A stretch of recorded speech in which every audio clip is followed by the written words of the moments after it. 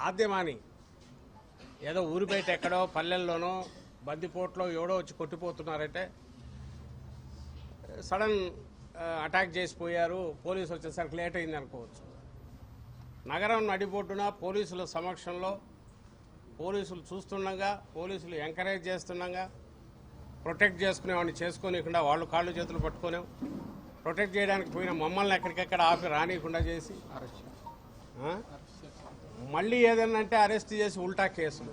నిన్న సాయంత్రం ఇది తెలియగానే రమేష్ లేడు, పరిస్థితి తెలుసుకుందామని మా పార్టీ నాయకులు, పార్టీ జిల్లా అధ్యక్షుడు అవినాష్, ఇతర నాయకులు మన విష్ణు, ఎల్లపల్లి సీను, జగన్మోహన్ రావు గారు, అలాగే మాకు తన్నీరు నాగేశ్వరరావు గారు దగ్గరపేట కోఆర్డినేటర్, వాళ్ళు స్వామిదాస్ గారు తిరువూరు నుంచి, అరుణ్ కుమార్ ఎమ్మెల్సీ, వీళ్ళందరూ కూడా ప్రయత్నం చేస్తే రీచ్ ఎక్కడ వాళ్ళని అక్కడికి ఆపేశారు.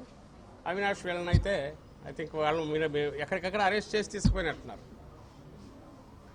అంటే ఇక్కడ జరిగితే ఏం జరిగిందో తెలుసుకోవడానికి కూడా అవకాశం ఇవ్వట్లా. అసలు ఇది ఎక్కడన్నా ఉంటుందా? ఎవరైతే అటాక్ చేశారో వాళ్ళకు ప్రొటెక్షను, వాళ్ళ మీద కేసు ఏం పెట్టారో తెలియదు. నాకైతే సూమోటి పత్రికలో వచ్చిందని నాకైతే నమ్మకం లేదు. ఒకవేళ పెట్టింటే పోలీసులకు ఎవరు తెలియరు ఇందులో. ఆ వీడియో పెట్టుకొని చూస్తే అసలు ఇక్కడికి వచ్చి ముందు ఏం జరిగిందో తీసుకోవాలిగా.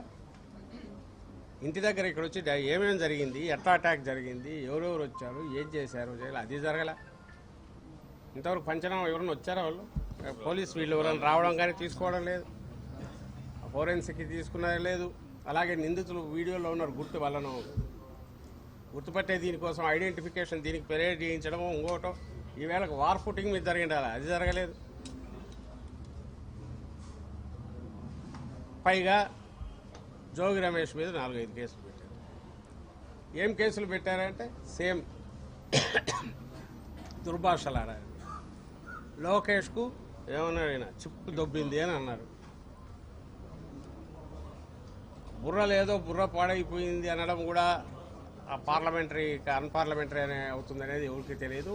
అంత అసహనానికి రీచ్ అయిన స్టేజ్లో వాళ్ళు ఉన్నారంటే ఇంకా వాళ్ళు మాట్లాడిన మాటలకు బూతులకు వాళ్ళని ఏం చేయాలనో మరి నడి రోడ్లో ఎవరికి వాళ్ళు ఇమాజిన్ చేసుకోవచ్చు. ఆ అసహనం పెరగడమే కాదు, అది అనగాదు మర్యాదగా ఒకవేళ చంద్రబాబు నాయుడు గారు అన్నా కూడా బూత్లాగే అన్నా కూడా వాళ్ళు కన్సిడర్ చేయాలంటే చేస్తారనేది ప్రూవ్ చేస్తారు. ఎందుకు కేసు పెట్టడానికి ఏముంది, సెక్షన్ పెడతారు, దాంట్లో కూడా నాన్ బెయిలబుల్ అంట. నాన్ బెయిలబుల్ ఎట్లా పెట్టారో నాకు అర్థం కావట్లేదు. నాన్ బెయిలబుల్ కూడా పెట్టారు 4 కేసులు. అందరినీ అడుగుతున్నాం, ఈవెన్ మీడియాను రిక్వెస్ట్ చేస్తున్నాం, మీరు సొంతంగా స్టడీ చేయండి. ఇక్కడ విక్టిమ్ ఎవరు, అక్కడ విక్టిమ్ ఎవరు, ఇక్కడ విక్టిమ్ ఎవరు?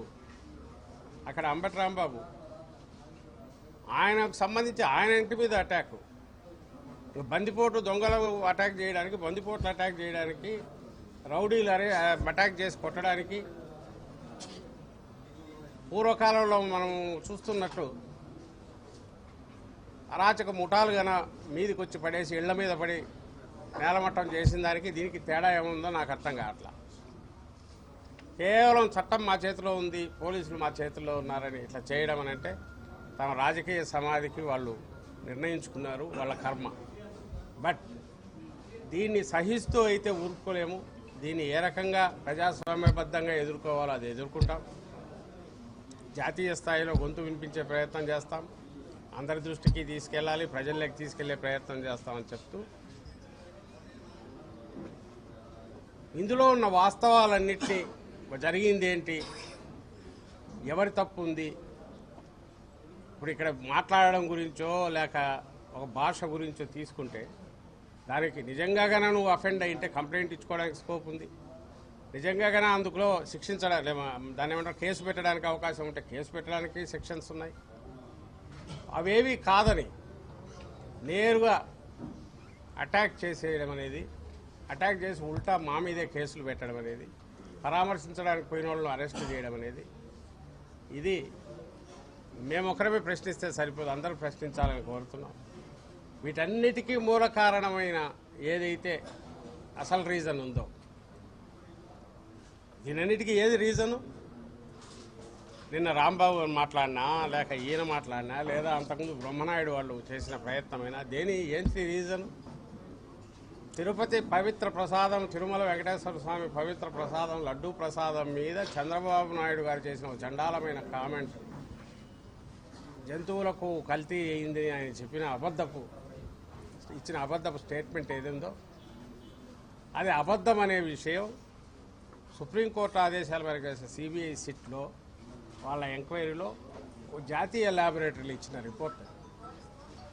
అది ఎవరు మ్యానిపులేట్ చేసేది ఇంకోటి కాదు, లేకపోతే మార్చగలిగింది కాదు. సహజంగానే ఆ వాస్తవం ఇది వచ్చినప్పుడు అయ్యా ఇది వాస్తవం అని చెప్పే ప్రయత్నం అందరం చేసాం. మేమే కాదు, బయటి మేధావులు కూడా ఎందుకు ఇలాంటి అబద్ధం ఆడారు చంద్రబాబు నాయుడు గారని వాళ్ళు ప్రశ్నించారు. న్యూట్రల్ మేధావులు అది భరించలేక అదే మాటను మళ్ళీ రిపీట్ చేస్తూ కల్తీ ఉందని చెప్పి వేసిన ఫ్లెక్సీలు, ఊరు పేరు లేని ఫ్లెక్సీలు అవి చట్టవిరుద్ధమే. అసలు వాటిని ఎట్లా అలౌ చేశారో అర్థం కావట్లా. బ్యానర్లు కట్టారు, అవి తీయడానికి పోతే దానికి పోలీసులు అడ్డం వస్తున్నారు. దాంట్లో జగన్మోహన్ రెడ్డి గారి ఫోటో పెడతారు. జగన్మోహన్ రెడ్డి గారి ఫోటో, మాజీ చైర్మన్లు ఇద్దరు సుబ్బారెడ్డి, కరుణాకర్ రెడ్డి వాళ్ళ ఫోటోలు ఇవి పెట్టి తెలుగుదేశం పార్టీ వేసిన పేరు వేసుకోవడానికి కూడా ఇది లేకుండా పేరు లేని బ్యానర్లు వేస్తే, ఈ ఫ్లెక్సీలు పెడితే, వాటిని ప్రశ్నించడానికి వెళ్తే అవి తీసేయాలని డిమాండ్ చేస్తే దాని మీద కర్రలు రాళ్ళు తీసుకుని వచ్చి మీదికి వచ్చేసేయడము, లేకుంటే వీళ్ళంతో చేయడము, దౌర్జన్యం చేయడము, ఇవన్నీ చేసిన నుంచి వచ్చిన సంఘటనల నుంచి వచ్చినవి ఈ పరిణామం. సో అసలు దాన్ని నువ్వు తప్పు చేసావు, దాన్ని కవర్ చేసుకోవాలనుకుంటున్నావు, దీన్ని క్వశ్చన్ చేయాలని సహించలేకుండా అన్నావు, ఇష్యూస్ మీద ప్రశ్నించడానికి సహించలేకుండా అన్నావు. దానికోసం కొత్త ఇది క్రియేట్ చేసేసి టెర్రరైజ్ చేసి ఎక్కడా వాయిస్ రేయకూడదని ప్రయత్నం చేస్తాం. ఇది నిలబడదు. ఇది ఖచ్చితంగా ఎదుర్కొంటాం. అన్ని పద్ధతుల్లో న్యాయస్థానాల్లో అప్రోచ్ అవుతాము, మీడియా మీ ద్వారా జనం దృష్టికి తీసుకెళ్తాము, జాతీయ స్థాయిలో కూడా దీన్ని తీసుకెళ్లే ప్రయత్నం చేస్తాం. అలాగే సెంట్రల్ హోమ్ మినిస్టర్ను వాళ్ళను కలిసి హోమ్ సెక్రటరీ కూడా మా పార్లమెంట్ సభ్యులు లెటర్స్ పెట్టారు, అక్కడ కలుస్తారు. ఎన్హెచ్ఆర్సీని అప్రోచ్ అయ్యారు. అండ్ దీని ద్వారా వైఎస్ఆర్సీపీని క్యాడర్ని ఏదో భయపెట్టాలని చూస్తేనో, వైఎస్ఆర్సీపీ నాయకులు భయపెట్టాలని చూస్తే చంద్రబాబు నాయుడు భ్రమ అనేది కూడా ఈ మధ్య నిన్న మొన్న జరిగిన వాటిని బట్టి కూడా తెలుస్తుంది. ఎక్కడ ఎవడు చెక్కు చెదరట్లేదు, బెదరట్లేదు. ఇంకా మా రిజాల్వ్ ఇంకా గట్టిపడింది. ఇంతకంటే నువ్వు చేయగలిగింది ఏముంది? ఇంకా ఏం చేస్తావో చెయ్యి, మేమైతే రెడీగా ఉన్నాం. ప్రజల పక్షాన్ని నిలబడడానికి, నిన్ను ప్రశ్నించడానికి, ప్రశ్నిస్తూనే ఉంటాం అనే కృత నిశ్చయంతోనే మా పార్టీ కార్యకర్తలు, నాయకులు ఉన్నారు. దానికి గట్టిగా, పూర్తిగా అంతటి మనోధైర్యం ఇవ్వగలిగిన జగన్మోహన్ రెడ్డి గారి నాయకత్వం ఉంది. ఆయనే ముందుండి కూడా దీనిలో నడుపుతారు. కాబట్టి అట్లా అనుకుంటే అది కూడా చంద్రబాబు నాయుడు గారు భ్రమే అని చెప్తూ ఒక హితం అయితే చెప్పదలుచుకున్నాం. మీ గొయ్యి మీరు తవ్వుకోండి, మాకు అభ్యంతరం లేదు.